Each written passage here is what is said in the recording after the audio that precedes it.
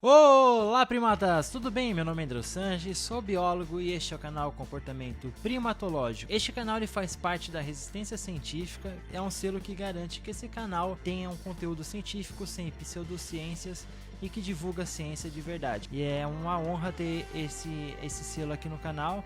Os canais estão descritos aqui embaixo. Não se esqueçam de se inscrever nos canais da Resistência. E não se esqueça de se inscrever, deixar o seu like nesse canal também. A gente teve uma conversa, sobre os insetos aí com o professor Armando e falar um pouco também sobre a curiosidade do mundo dos insetos. Então, existe aí, aliás, eu até esqueci de pegar, mas existe um folclore que envolve os insetos, né? O Papávero, ele tem um livro chamado Insetos no Folclore.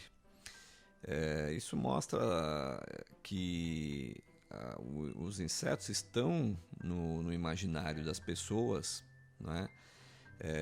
Talvez hoje em dia no ambiente urbano menos, né? Muito menos, mas quem morou, né, em cidades do interior, quem morou no campo, né?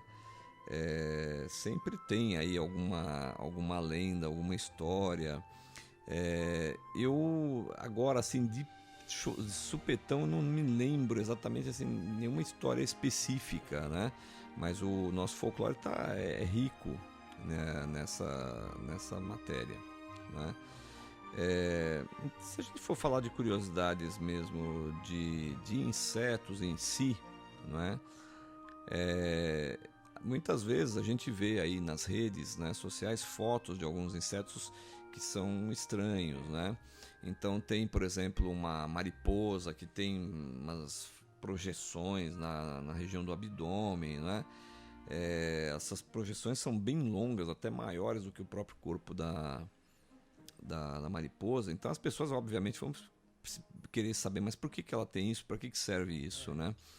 E de fato, essas projeções são apresentadas pelo macho e elas são eu estou tentando encontrar uma palavra aqui, mas como que transmissoras ou difusoras de feromônios para atrair as fêmeas, né? Então, quer dizer, quando há alguma estrutura, né, num animal, né, a gente fica pensando assim, bom, para que serve aquilo, né? A biologia tem um pouco essa questão aí da finalidade, né? Mas uma finalidade no sentido no sentido fisiológico, né? Então nesse caso tem isso. Quem já viu, por exemplo, a jequitiranaboia, né? É engraçado, né? Porque é um inseto que parece que tem uma cabeça de jacaré, né? E aquilo na verdade é uma projeção, né? Da cabeça e provavelmente isso tem um papel aí de aposematismo, né? Na verdade, isso acabaria intimidando os possíveis predadores, né? Que pensam que é interessante, né? Porque o predador muitas vezes ele vai tentar reconhecer a sua presa pela cabeça, né? E de repente aquela cabeça não é uma cabeça de inseto, né? Aparentemente. E existem outros exemplos também de aposematismos, né, que a gente encontra. Borboleta coruja, né? Isso, né? Na verdade, essas manchas que a gente vê nas asas das borboletas e mariposas, que a gente chama de manchas ocelares, né? Elas têm esse papel, né, de dar a impressão de que ali não está um inseto, mas está uma outra coisa, né? É muito comum também a gente ver louva-a-Deus que basicamente está camuflado numa flor, né? E inclusive com um padrão de cor da flor, né?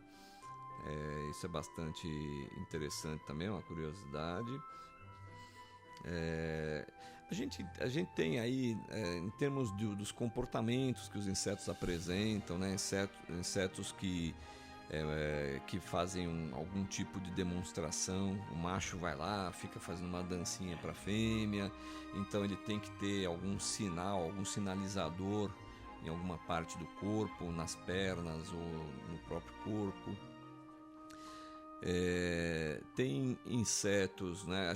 Quando a gente fala, né, de acasalamento, voltando um pouco na questão, insetos que acasalam por horas a fio, né? Então tem um exemplo aí entre os dípteros, as moscas, uma mosquinha que o gênero ocorre aqui, eu não sei se é exatamente a mesma espécie, ocorre, e se o tempo é o mesmo, mas enfim, essas moscas, elas acasalam por até 56 horas, né? 56 horas.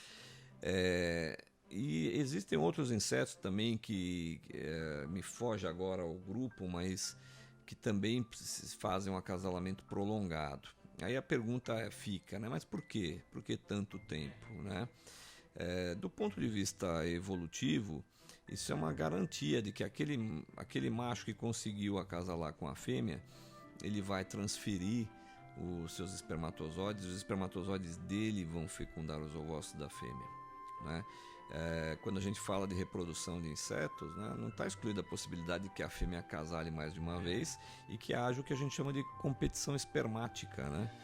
E existem aí, entre os insetos, espécies em que isso ocorre. O macho foi lá, acasalou, aí vai o outro macho, ele dá um jeito de remover os espermatozoides do primeiro macho e colocar os dele, né? Então essas são coisas, são coisas que a gente não vê assim, né, no dia a dia, como no caso da jequitiranaboia que a gente vê, a mariposa que tem, né, as projeções e tal.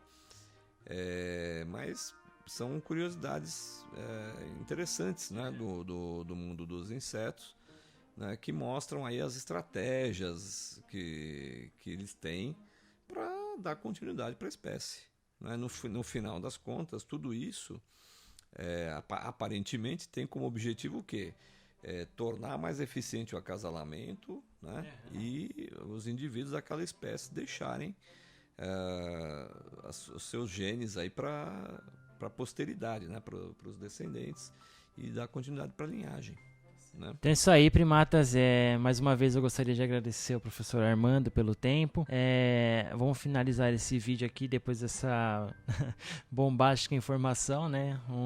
Pra você ver, 56 horas, né? A gente não consegue nem imaginar, né? A gente não consegue ficar acordado às vezes, né? 12 horas, imagine um inseto copular 56 horas. Mas é muito interessante a gente ver, né? Esses livros são importantes, as curiosidades são importantes, os insetos são importantes. Então vamos dar valor aí, porque eles também têm a sua função biológica para o planeta em geral, tá bom? Então muito obrigado, primatas, muito obrigado, professor, agradeço e até já!